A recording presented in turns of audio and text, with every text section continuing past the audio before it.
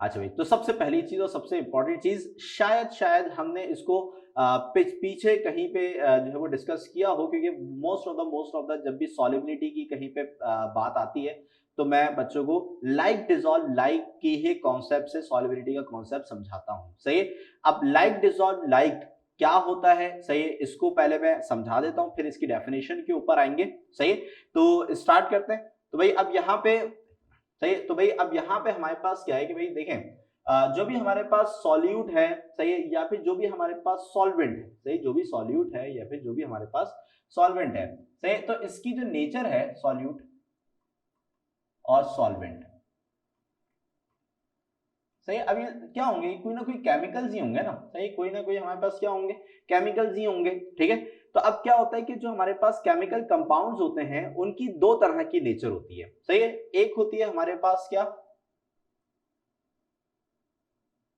Polar, सही है, और दूसरी होती है हमारे पास नॉन पोलर। ठीक है, अच्छा, पोलर का मतलब क्या है, पोलर पोलर जो नाम है वो पोल्स से निकला है। पोल्स होते हैं पॉजिटिव और नेगेटिव, जैसे कि आपने सुना होगा कि जो मैग्नेट्स होते हैं उसके दो पोल्स होते हैं, एक नॉर्थ पोल एक साउथ पोल, एक पे पॉजिटिव चार्ज होता है एक पे नेगेटिव चार्ज होता है। सही है, तो भाई अब इसी तरीके से हमारे पास जो केमिकल कंपाउंड होते हैं ना उसके जो मॉलिक्यूल्स हैं, सही है, वो भी हमारे पास क्या होते हैं, कहीं कहीं पे पोलर होते हैं। कुछ केमिकल्स ऐसे होते हैं कि जिनके मॉलिक्यूल्स क्या होते हैं, पोलर होते हैं, यानी कि उनके ऊपर चार्जेस होते हैं। जैसे कि मैं आपको एक एग्जांपल दूं कि भाई HCl, सही है, HCl। अब HCl में हमारे पास H के ऊपर पॉजिटिव चार्ज होता है और Cl के ऊपर नेगेटिव चार्ज होता है। तो HCl जो है वो हमारे पास क्या कहलाएगा, एक पोलर, सही, पोलर मॉलिक्यूल कहलाएगा, क्योंकि इसके ऊपर पॉजिटिव चार्ज भी है और नेगेटिव चार्ज भी है। ठीक है भाई, तो अब यहाँ पे हमारे पास क्या है कि भाई जो हमारे पास सॉल्यूट है फॉर सपोज वो हमारे पास क्या है, पोलर है, सही है, और जो सॉल्वेंट है, सॉल्वेंट, सही, यानी कि जिसके अंदर हम डिसॉल्व कर रहे हैं उसकी नेचर भी क्या है, पोलर है, सही, उसकी नेचर भी क्या है, पोलर है। अब एग्जांपल ले लें इस चीज की, भाई सॉल्वेंट सॉल्वेंट हम ले लेते हैं वाटर, सही। तो जो हमारे पास वाटर होता है ना, सही, वाटर के ऊपर हमारे पास क्या होते हैं, चार्जेस मौजूद होते हैं। सही, वाटर में भी हमारे पास H पॉजिटिव और OH नेगेटिव चार्ज जो है वो मौजूद होता है। सही, तो वाटर भी एक पोलर सॉल्वेंट है, और उसके अंदर अगर हमारे पास हम सॉल्यूट को ऐड कराते हैं, सही, सॉल्यूट हम ले लेते हैं HCl, है भाई, उसके अंदर हम HCl डाल देते हैं, या फिर NaCl, सही, यानी कि नमक ही डाल दो। सही है, तो NaCl में भी Na के ऊपर क्या चार्ज होता है, पॉजिटिव, और Cl के ऊपर क्या चार्ज होता है, नेगेटिव। तो अगर हम क्या करते हैं कि भाई पोलर सॉल्यूट में अगर हम पोलर सॉल्वेंट में अगर हम पोलर सॉल्यूट को ऐड करा देते हैं तो इसमें क्या होगा कि भाई ये दोनों आपस में डिसॉल्व हो जाएंगे। सही है, यानी कि अगर हम पोलर सॉल्यूट सॉल्वेंट में पोलर सॉल्यूट को ऐड कराते हैं, यानी कि अगर दोनों की जो नेचर है वो अगर हमारे पास क्या होती है, सेम होती है, दोनों की नेचर अगर हमारे पास क्या होती है, सेम होती है, सही, तो ये दोनों आपस में क्या हो जाएंगे, डिसॉल्व हो जाएंगे। ठीक है, अब इसी तरीके से अगर हमारे पास क्या होता है कि भाई जो हमारे पास सॉल्यूट है वो क्या है, हमारे पास नॉन पोलर है, सही है, नॉन पोलर। ठीक है, और जो सॉल्वेंट है वो भी हमारे पास क्या है, नॉन पोलर है। सही, तो यानी कि यहाँ पे इन दोनों का जो नेचर है वो क्या है, बिल्कुल सेम है। सही है, नेचर क्या है, बिल्कुल सेम है। तो भाई non polar solute non polar solvent में क्या हो जाएगा, डिसॉल्व हो जाएगा। सही है, तो इसका मतलब क्या हुआ कि पोलर पोलर में डिसॉल्व हो सकता है और नॉन पोलर में डिसॉल्व हो सकता है, यानी कि एक ऐसा मॉलिक्यूल के जिसके ऊपर अगर कोई भी चार्ज ना हो, सही, तो वो उस सॉल्वेंट में डिसॉल्व हो सकता है, सही, जो जिसके ऊपर कोई भी चार्ज मौजूद नहीं है, यानी कि नॉन पोलर में डिसॉल्व हो सकता है। लेकिन अगर हम यहाँ पे अपोजिट केसेस कर दें, सही, यानी कि अगर हम यहाँ पे क्या करते हैं कि भाई सॉल्यूट ले लेते हैं हम यहाँ पे पोलर, सही, सॉल्यूट ले लेते हैं हम यहाँ पे पोलर, और सॉल्वेंट ले लेते हैं हम यहाँ पे नॉन पोलर। सही, सॉल्वेंट क्या ले लेते हैं, नॉन पोलर। ठीक है, तो अगर हम यहाँ पे क्या करते हैं कि भाई एक चीज पोलर ले लें और दूसरी चीज नॉन पोलर ले लें, या फिर इसका अपोजिट कर दें, इसको नॉन पोलर कर लें इसको पोलर कर लें, तो फिर ये दोनों आपस में डिसॉल्व नहीं होंगे। सही, क्यों, क्योंकि भाई सॉल्युबिलिटी का जो जर्नल प्रिंसिपल है वो क्या है हमारे पास, लाइक डिसॉल्व लाइक, जो जैसा है वो वैसे को ही डिसॉल्व कर सकता है, यानी कि पोलर जो है वो पोलर को ही डिसॉल्व कर सकता है, नॉन पोलर जो है वो नॉन पोलर को ही डिसॉल्व कर सकता है। ऐसा नहीं हो सकता कि भाई पोलर नॉन पोलर में डिसॉल्व हो जाए और नॉन पोलर पोलर में डिसॉल्व हो जाए। सही, तो अब इसकी एग्जांपल क्या है भाई, अब इसकी एग्जांपल अगर आपको देखनी है तो आप इसका घर में भी एक्सपेरिमेंट कर सकते हो कि भाई हमारे पास जो वाटर होता है, वाटर भी मैंने आपको बताया कि वाटर क्या होता है, हमारे पास वाटर होता है पोलर, सही है, उसके ऊपर चार्जेस मौजूद होते हैं, so water is a polar molecule, सही है। और जो ऑयल होता है ना, ऑयल, सही, वो एक ऑर्गेनिक कंपाउंड है, सही, तो उसके ऊपर कोई भी चार्ज नहीं होता, वो एक नॉन पोलर है, सही है। तो वाटर पोलर है, ऑयल नॉन पोलर है। तो अगर मैं एक ही जार के अंदर पहले वाटर भरता हूं और फिर ऑयल भरता हूं, तो क्या बताओ, क्या वो डिसॉल्व हो जाएंगे? क्या वो आपस में डिसॉल्व हो जाएंगे? नहीं डिसॉल्व होंगे, सही। अब क्यों नहीं डिसॉल्व, ये तो हमें पता था कि भाई नहीं डिसॉल्व होंगे, आज हमें रीजन भी पता चल गया कि भाई इसलिए नहीं डिसॉल्व होंगे बिकॉज के दोनों की नेचर अपोजिट है।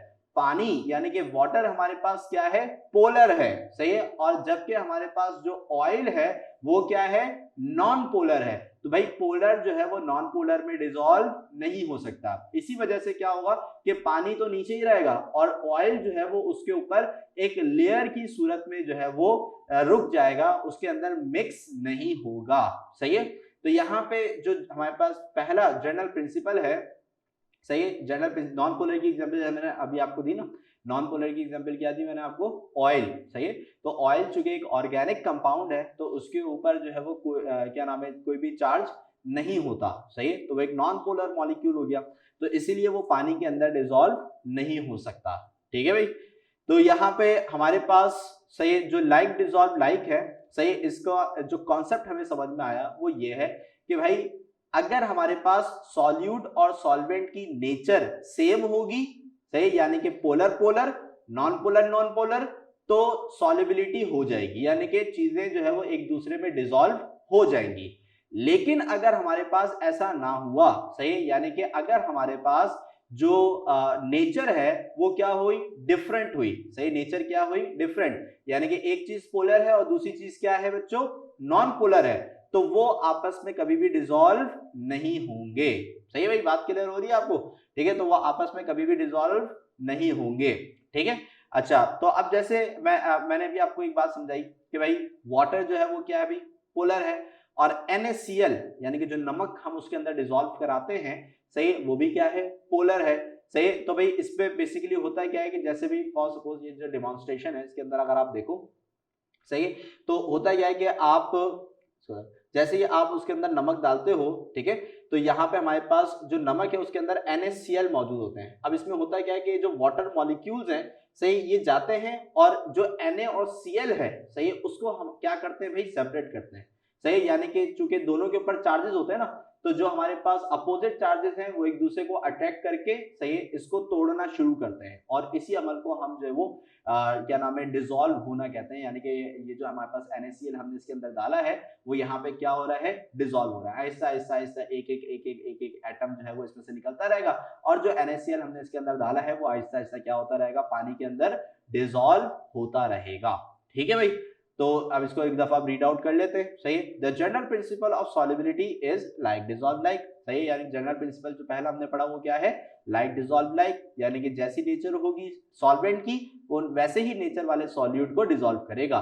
It means that two substance with similar intermolecular forces are likely to be soluble in one another, सही, यानी कि अगर दोनों सब्सटेंस की इंटरमॉलिक्यूलर फोर्सेस ऐसी हैं कि क्या नाम है, फॉर सपोज कि भाई पोलर पोलर में और नॉन पोलर में, तो वो क्या हो जाएगी भाई, डिसॉल्व हो जाएगी, यानी कि एक दूसरे में सॉल्युबल हो जाएंगी, सही है, अदरवाइज वो एक दूसरे में कभी भी सॉल्युबल नहीं होंगी, सही है भाई। तो जितने बच्चे भी यहाँ पे अभी मौजूद हैं, सही है, तो इसके इस कॉन्सेप्ट से रिलेटेड कोई भी क्वेश्चन हो तो जल्दी से पूछ लें, सही, ताकि फिर हम इसके दूसरे जनरल प्रिंसिपल की तरफ मूव करें।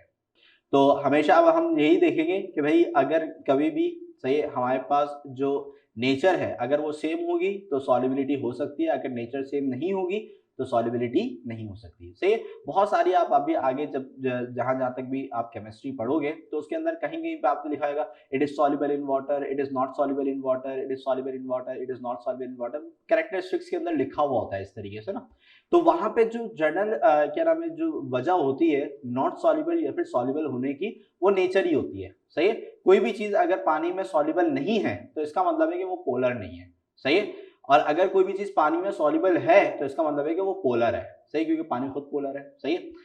अच्छा जी, तो भाई ये हमारे पास इसका जो पहला जनरल प्रिंसिपल है वो हो गया है मुकम्मल। अब चलते हैं हम नेक्स्ट। तो नेक्स्ट है हमारे पास सॉल्यूट एंड सॉल्वेंट इंटरेक्शन। सही है, सॉल्यूट एंड सॉल्वेंट इंटरेक्शन, ठीक है। तो अच्छा, अब यहाँ पे हमारे पास क्या है कि भाई जब हम किसी भी सॉल्वेंट में, सही, जब हम किसी भी सॉल्वेंट में, सही, कोई भी सॉल्यूट ऐड कराते हैं, सही, कोई भी सॉल्यूट ऐड कराते हैं, तो जब वो दोनों आपस में मिलेंगे तो भाई उनका इंटरेक्शन होना जरूरी है, सही। यानी कि जो हमारे पास मॉलिक्यूल्स ऑफ सॉल्वेंट है और जो हमारे पास मॉलिक्यूल्स ऑफ सॉल्यूट है, सही, उनको आपस में इंटरैक्ट करना जरूरी है, क्योंकि जब तक वो आपस में इंटरैक्ट नहीं करेंगे, सही, वो एक दूसरे के अंदर डिसॉल्व नहीं हो सकते, सही। तो अब इसका जो हमारे पास दूसरा जनरल प्रिंसिपल है वो यही है कि भाई अगर सॉल्युबिलिटी करनी है, सही, तो पहला तो ये था कि भाई पोलर पोलर नॉन पोलर होना चाहिए तभी सॉल्युबल होगा,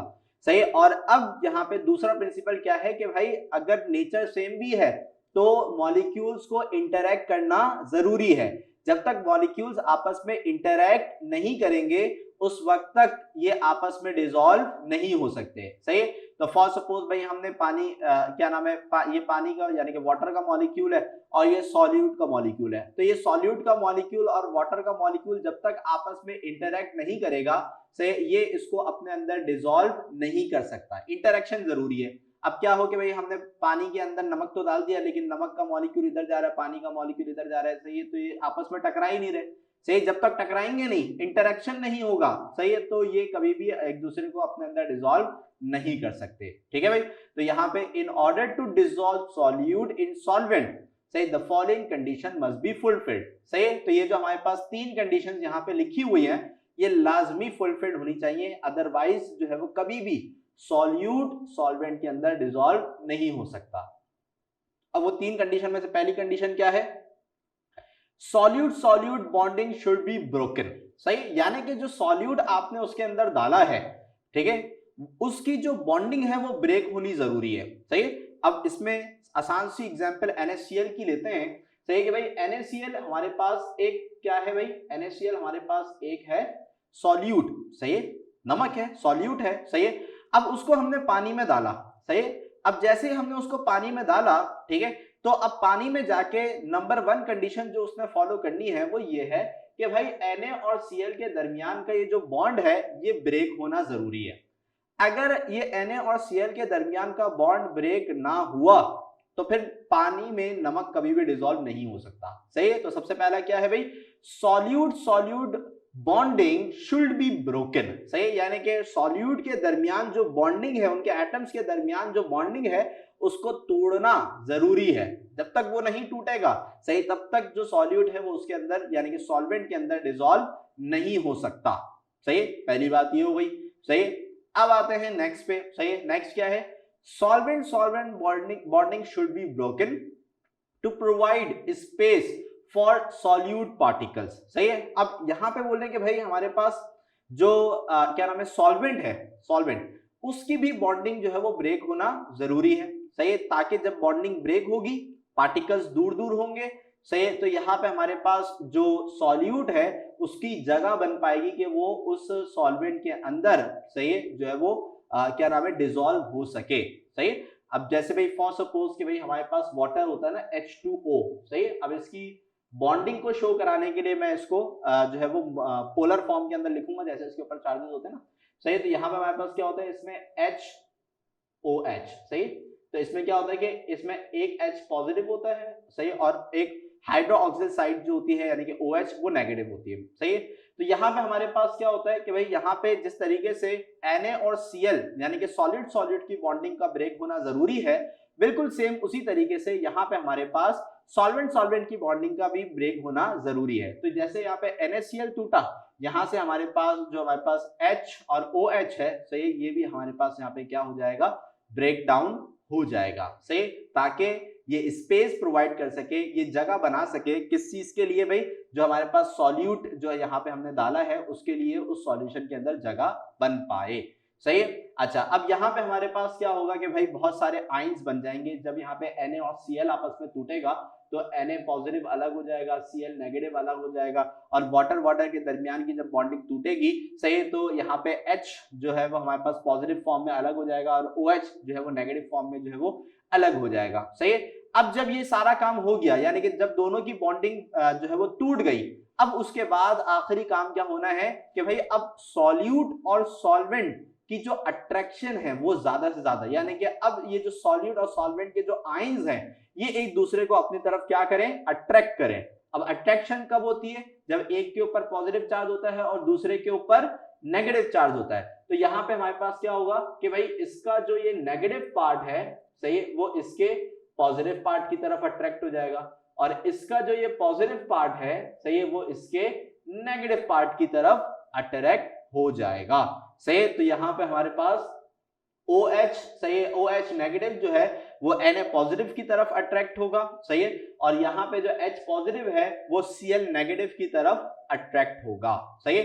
तो इस तरीके से हमारे पास यहाँ पे क्या होगा, सही, इस तरीके से हमारे पास यहाँ पे जो सॉल्यूट और सॉल्वेंट की जो अट्रैक्शन है, सही है, वो क्या हो जाएगी, मैक्सिमाइज हो जाएगी, सही, क्योंकि इनके ऊपर अपोजिट चार्जेस मौजूद होंगे, सही है। तो यहाँ पे जो सॉल्यूट और सॉल्वेंट की जो अट्रैक्शन है वो ज्यादा से ज्यादा होनी चाहिए, क्योंकि ऐसा भी हो सकता है कि भाई Na और Cl का बॉन्ड टूटा, सही है, लेकिन Na, सही, ऐसे Na इधर गया, Cl इधर गया, और फिर वापस से NaCl घूमते फिरते फिर से मिल गए। अब फिर से अगर मिल गए तो भाई Na के ऊपर पॉजिटिव चार्ज है, Cl के ऊपर नेगेटिव चार्ज, अट्रैक्शन तो यहाँ पे भी होगी ना, तो फिर से क्या बन जाएगा, NaCl बन जाएगा। तो भाई सॉल्यूट की जो अट्रैक्शन है वो मैक्सिमम नहीं होनी चाहिए, सही, सॉल्यूट और सॉल्वेंट की जो अट्रैक्शन है वो मैक्सिमम होनी चाहिए, सही है, तभी जाके हमारे पास यहाँ पे जो सॉल्यूट है वो सॉल्वेंट के अंदर डिसॉल्व होगा, सही है। तो भाई पहली कंडीशन क्या बनी, पहली कंडीशन है कि भाई सॉल्यूट का जो बॉन्ड है पहला वो ब्रेक होना चाहिए, सही है, फिर सॉल्वेंट का जो बॉन्ड है फिर वो ब्रेक होना चाहिए, और फिर इसके बाद जो हमारे पास सॉल्वेंट है, सही है, उसकी सॉल्यूट की तरफ, जो सॉल्वेंट है उसकी सॉल्यूट की तरफ जो अट्रैक्शन है वो मैक्सिमम होनी चाहिए, सही, क्योंकि ये अट्रैक्शन मैक्सिमम होगी तभी सॉल्यूट जो है वो डिसॉल्व होगा। अदरवाइज अगर क्या हुआ कि भाई Na पॉजिटिव ने Cl नेगेटिव को फिर से अट्रैक्ट कर लिया, या फिर H पॉजिटिव ने OH नेगेटिव को फिर से अट्रैक्ट कर लिया, तो फिर तो वही चीजें बन जाएंगी जो पहले थी, सही है। तो इसी वजह से सॉल्यूट सॉल्वेंट की तरफ अट्रैक्ट होना जरूरी है, सही है, क्लियर हुई बात यहाँ पे जनरल प्रिंसिपल पे, सही है। और वो है हमारे पास इफेक्ट ऑफ टेम्परेचर, सही है। इफेक्ट ऑफ टेम्परेचर को कहीं कहीं हमने जो है वो समझा हुआ है, सही है, और कहाँ समझा हुआ है, ये हमने समझा था जब हमने सुपर सैचुरेटेड सॉल्यूशन पढ़े थे ना, सुपर सैचुरेटेड सॉल्यूशन, सही, saturated, unsaturated and super saturated, ये बच्चे उस क्लास में थे उनको याद होगा। तो जब हमने सुपर सैचुरेटेड सॉल्यूशन पढ़ा था उस वक्त मैंने आपको सॉल्युबिलिटी का ये जो कॉन्सेप्ट था वो समझाया था, क्योंकि इसके बगैर वो समझना थोड़ा सा मुश्किल होता है। तो मैंने आपको वहां पे एक चीज बताई थी कि भाई देखें, जो हमारे पास सॉल्युबिलिटी होती है ना, सॉल्युबिलिटी, सही, it is directly proportional to the temperature, सही, ये क्या होती है भाई, टेम्परेचर के डायरेक्टली प्रोपोर्शनल होती है, सही है, क्योंकि अगर आप टेम्परेचर को बढ़ाते हो तो इससे क्या होता है कि सॉल्युबिलिटी भी हमारे पास क्या हो जाती है, बढ़ जाती है। सॉल्युबिलिटी क्या हो जाती है बच्चों, बढ़ जाती है, सही। जैसे मैंने एग्जांपल आपको दी थी कि भाई अगर मेरे पास एक गिलास ऑफ वाटर है, सही है, और उसके अंदर मैंने 1 ग्राम सॉल्यूट डाला, यानी कि समझ ले 1 ग्राम मैंने उसके अंदर शुगर डाली, सही है, डिसॉल्व किया, डिसॉल्व हो गई, फिर अनदर 1 ग्राम डाला, डिसॉल्व किया, डिसॉल्व हो गई, फिर अनदर ग्राम डाला, डिसॉल्व किया, डिसॉल्व हो गई, फिर अनदर ग्राम डाला, वो डिसॉल्व नहीं हुआ, वो नीचे जाके क्या हो गया, बैठ गया। तो इसका मतलब ये है कि जो हमारा 4th ग्राम था ना, क्योंकि 3 ग्राम तो डिसॉल्व हो गए थे, लेकिन जैसे ही मैंने अपना 4th ग्राम डाला तो वो उसके अंदर डिसॉल्व नहीं हुआ। इसका मतलब ये है कि वो जो ग्लास ऑफ वाटर है उसकी सॉल्युबिलिटी सिर्फ 3 ग्राम की है, यानी कि वो सिर्फ 3 ग्राम ही अपने अंदर डिसॉल्व कर सकता है, 4th ग्राम उसने अपने अंदर डिसॉल्व नहीं किया। अच्छा, तो जब उसने 3 ग्राम डिसॉल्व कर लिए तो ऐसा सॉल्यूशन हमारे पास क्या कहलाएगा, ऐसा सॉल्यूशन हमारे पास कहलाएगा सैचुरेटेड सॉल्यूशन, क्योंकि उसकी कैपेसिटी 3 ग्राम की थी और उसने डिसॉल्व भी कितने किए, 3 ग्राम ही डिसॉल्व किए, ठीक है, तो वो एक सैचुरेटेड सॉल्यूशन बन गया। लेकिन हमें तो बनाना था super saturated solution. Super saturated solution एक ऐसा सॉल्यूशन होता है जो अपनी कैपेसिटी से ज्यादा सॉल्यूट को डिसॉल्व करता है। तो भाई अगर हमें कैपेसिटी से ज्यादा सॉल्यूट को डिसॉल्व करवाना है, कैपेसिटी यानी कि सॉल्युबिलिटी भी तो बढ़ानी पड़ेगी। तो सॉल्युबिलिटी बढ़ाने का तरीका मैंने आपको क्या बताया था? सॉल्युबिलिटी बढ़ाने का तरीका मैंने आपको ये बताया था कि भाई हम जो है ना टेम्परेचर जो होता है टेम्परेचर, इसको हम इंक्रीज कर देंगे, यानी कि जो पानी का गिलास है ना उस पानी को हम गर्म कर देंगे। सही। अब जैसे ही हम पानी को गर्म करेंगे तो और उसको गर्म करने के बाद, सही है, जैसे ही हम उसको गर्म करेंगे तो उसको गर्म करने के बाद वो जो 4th ग्राम है वो भी उसके अंदर क्या हो जाएगा? डिसॉल्व हो जाएगा। सही। और फिर वो कहलाएगा एक सुपर सैचुरेटेड सॉल्यूशन, बिकॉज अब उस क्या नाम है सॉल्यूशन के अंदर जो सॉल्वेंट है उसने अपनी सॉल्युबिलिटी यानी कि कैपेसिटी से ज्यादा सॉल्यूट को डिसॉल्व कर लिया है। उसकी कैपेसिटी 3 ग्राम की थी, अब उसने कितने ग्राम को डिसॉल्व कर लिया बच्चों? 4 ग्राम को डिसॉल्व कर लिया है। तो इसका मतलब क्या हुआ कि अब वो बन चुका है एक सुपर सैचुरेटेड सॉल्यूशन। सही है, क्योंकि उसने अपनी कैपेसिटी से ज्यादा सॉल्यूट को डिसॉल्व कर लिया है। सही है। तो अब यहाँ पे टेम्परेचर के बढ़ने से सॉल्युबिलिटी बढ़ जाती है। सही, ये तो हमें यहाँ पे पता चल गया। सही। अब ऐसा होता क्यों है ये भी हम पता लगाएंगे। सही है। तो भाई इसके लिए हमने यहाँ पे देखा कि भाई लिखा है solubility is directly proportional to temperature in solid and liquid case। सही है, यानी कि solubility जो है वो डायरेक्टली प्रोपोर्शनल होती है। सही है, किसमें? जब हम किसी भी सॉलिड को लिक्विड में डिसॉल्व कराते हैं। जैसे मैंने अभी आपको एग्जांपल दी कि भाई हमारे पास वाटर है, वाटर में हमने क्या डाली? चीनी। चीनी क्या होती है? सॉलिड होती है। ठीक है भाई। तो solubility is increased by increasing the temperature। अब ये भी बात मैंने भी आपको बताई कि अगर हम उस पानी का टेम्परेचर बढ़ा देंगे, उसको गर्म कर देंगे, तो हम उसके अंदर और ज्यादा सॉल्यूट को डिसॉल्व कर सकते हैं, यानी कि वो 4 ग्राम भी उसके अंदर वो डिसॉल्व हो जाएगा।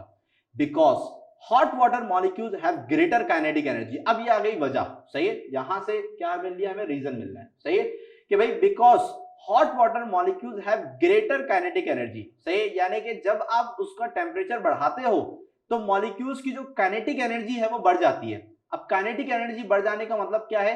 काइनेटिक एनर्जी बढ़ जाने का मतलब है कि मॉलिक्यूल्स जो है वो फास्टली मूव करना शुरू हो जाते हैं। सही। अब जब मॉलिक्यूल्स फास्टली मूव करते हैं, सही, तो होता ये है कि जो सॉल्यूट और सॉल्वेंट का इंटरेक्शन है वो काफी बढ़ जाता है। और अभी आपने पीछे पढ़ा कि भाई अगर सॉल्यूट और सॉल्वेंट का इंटरेक्शन बढ़ जाएगा तो इससे क्या होगा कि सॉल्युबिलिटी भी हमारे पास क्या हो जाती है? बढ़ जाती है। कि भाई सॉल्यूट सॉल्वेंट के साथ जितना ज्यादा इंटरेक्ट करेगा, सही, उतना ज्यादा सॉल्युबिलिटी हमारे पास क्या होगी? इंक्रीज होगी। सही। तो इससे जो पहले वाला हमने अभी जो जनरल प्रिंसिपल पढ़ा था उसके अंदर आपने ये बात लास्ट पॉइंट के अंदर लिखी थी कि भाई सॉल्यूट और सॉल्वेंट का इंटरेक्शन जितना ज्यादा होगा उतना ज्यादा जो सॉल्युबिलिटी है वो भी क्या होगी? बढ़ेगी। तो भाई जब हम उसको हीट करेंगे तो हीट करने से होगा क्या कि उसकी जो काइनेटिक एनर्जी है वो ग्रेटर हो जाएगी, बढ़ जाएगी। और काइनेटिक एनर्जी ग्रेटर होने का मतलब यह है कि मॉलिक्यूल्स तेजी के साथ मूव करने लगेंगे। अब मॉलिक्यूल्स जब तेजी के साथ मूव करेंगे तो फिर वो तेजी से टकराएंगे भी। तेजी से टकराने का मतलब यह है कि वो तेजी से इंटरेक्ट करेंगे, और जितनी ज्यादा इंटरेक्शन होगी उतनी ज्यादा सॉल्युबिलिटी भी होगी, यानी कि उतना ज्यादा सॉल्यूट जो है वो डिसॉल्व हो सकेगा। सही है। तो बेसिकली हम यहाँ पे टेम्परेचर को बढ़ा के, सही, जो मॉलिक्यूल्स हैं उसकी काइनेटिक एनर्जी को बढ़ाते हैं ताकि ज्यादा से ज्यादा सॉलिड एंड सॉल्वेंट इंटरेक्शन हो और सॉल्युबिलिटी भी फिर ज्यादा से ज्यादा हो सके।